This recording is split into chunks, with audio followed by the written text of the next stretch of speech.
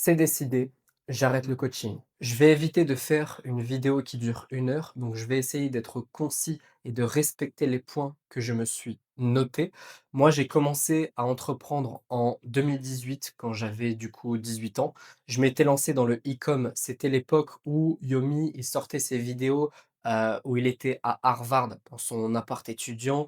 Il sortait, ses vidéos vlogs et cetera. Un peu plus tard, il avait même sorti sa vidéo, «Je fais 1 million en 24 heures», un truc comme ça.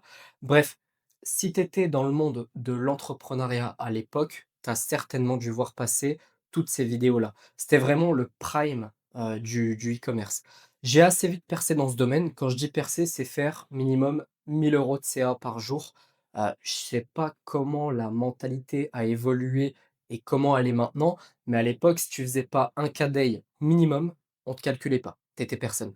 Bref, du coup, je partageais mes résultats sur Insta. J'avais même ouvert une chaîne YouTube, notamment pour aider les gens à, faire de la publicité avec Google Ads. Si ça se trouve, tu as même déjà vu une de mes vidéos YouTube à l'époque et en fait, je suis tombé dans le coaching un peu par hasard. C'est-à-dire que, au fur et à mesure du temps, j'avais réussi à me créer une communauté vraiment bien, bien, bien qualifiée. J'avais plein de gens qui me demandaient des conseils. Du coup, je prenais les gens en call, je répondais à leurs messages et en fait, à un moment donné, j'en pouvais plus. C'est-à-dire que je suis arrivé à un point où je passais plus de temps à aider les autres qu'à taffer sur mon propre business.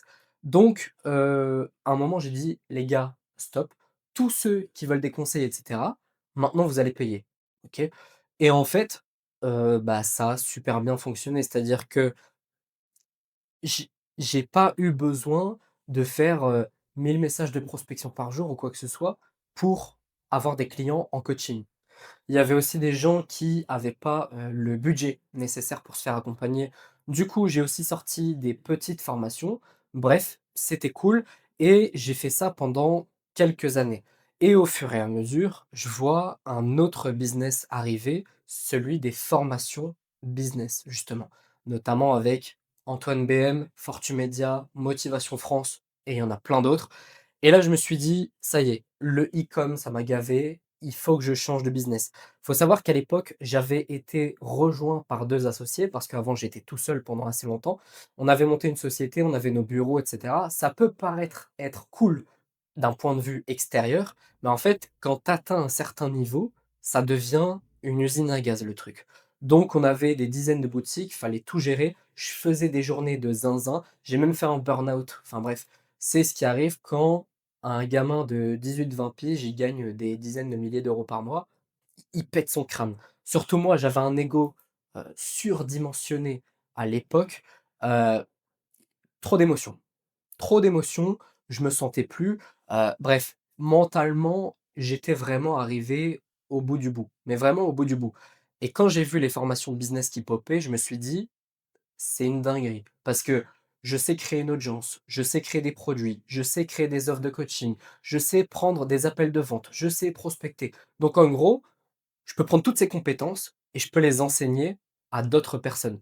Du coup, je me suis lancé dans ce business-là et franchement, c'était grave bien. Sauf qu'encore une fois, mon ego surdimensionné, il rentre en jeu. Je vois que certains, ils vendent du coaching dans cette niche-là et moi qui étais totalement accro à l'argent, hem, j'étais vraiment dans une mentalité où, toujours plus, toujours plus, toujours plus, toujours plus.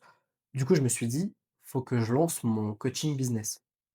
Il y a pas d'autre solution, faut que je parte dans ce truc-là» et il faut savoir que dans tout mon parcours entrepreneurial, donc depuis que j'ai commencé, depuis que j'ai 18 ans, hem, je me suis fait accompagner. Donc soit j'ai pris des formations, soit j'ai pris des accompagnements à 1 000, 2 000, 5 000 € et à un moment, je prends un accompagnement et le coach, il me dit: «Écoute, tes formations, elles cannibalisent ton accompagnement» et c'était totalement vrai, hein.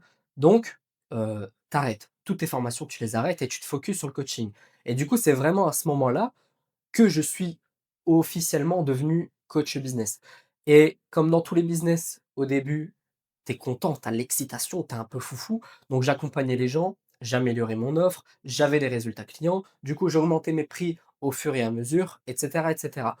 Tout allait bien pendant des années et des années, sauf que plus j'avançais dans ce business, moins je ressentais de plaisir. En fait, les gens, ils se rendent pas compte, mais enchaîner les appels de vente, enchaîner les appels de coaching, c'est fatigant, mais genre vraiment fatigant. Moi, je suis de nature introvertie, c'est-à-dire que je recharge mes batteries quand je suis tout seul. Quand tu es coach, tu n'es jamais, jamais, jamais seul, OK? Même quand tu as pas d'appel parce que, je sais pas, tu as programmé tes appels du, lundi au mercredi, hem, bah, tu dois quand même répondre aux messages de tes clients.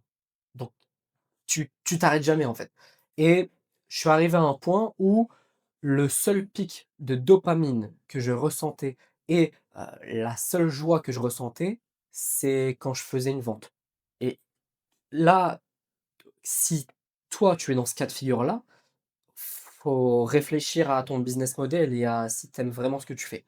Hem, D'un point de vue extérieur, la vente, c'est la finalité.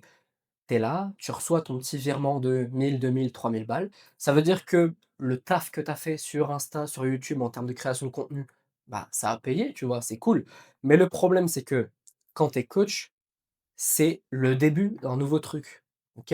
Tu dois tout recommencer à chaque fois que tu closes un nouveau client. Tu dois lui réapprendre, bah, toutes les bases, la cible, l'acquisition, la création d'une offre, et cetera, et cetera. Alors oui, tu peux créer un espace formation pour éviter de répéter 50 milliards de fois les mêmes choses, et pour pouvoir gagner du temps, je suis d'accord. C'est d'ailleurs une des stratégies de scaling que je donne à mes clients.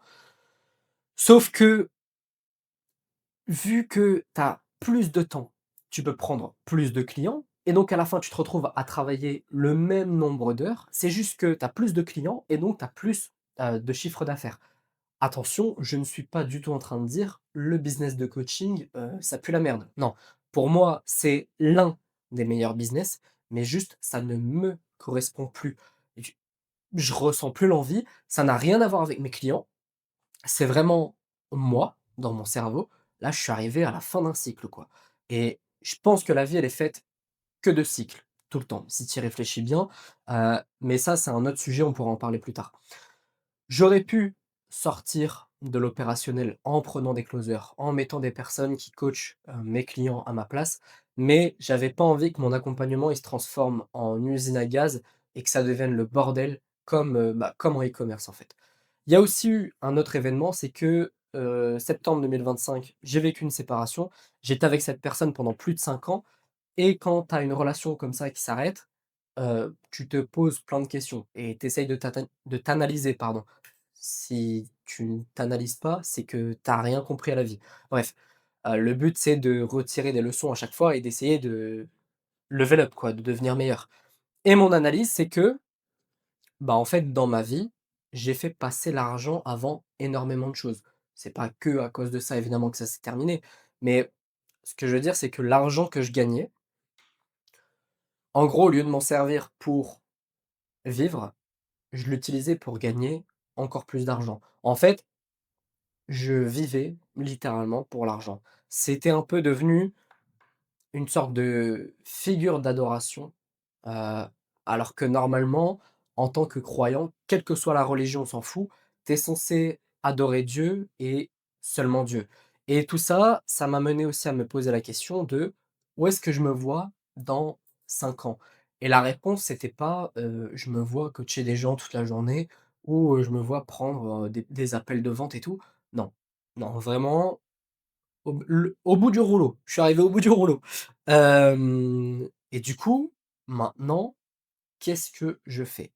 En vrai, je te mens pas, j'ai réfléchi à carrément changer de niche et partir dans un truc qui n'a strictement rien à voir avec, la niche du business, et cetera. Parce qu'on va pas se mentir, la trend actuelle, elle est horrible. C'est-à-dire que c'est faire le maximum, toujours pousser encore plus loin les limites, sans prendre en compte les questions qui sont vraiment importantes, genre: «Est-ce que j'aime ce que je fais?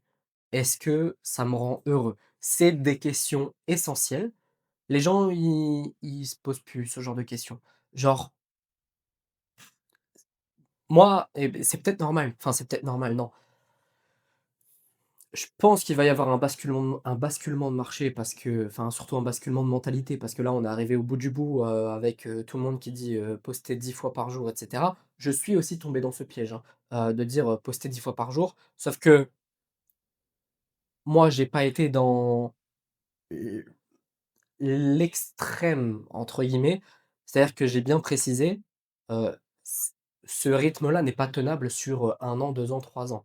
Tu peux tenir ce rythme-là sur 1 mois, 2 mois, pour dire d'accélérer un petit peu.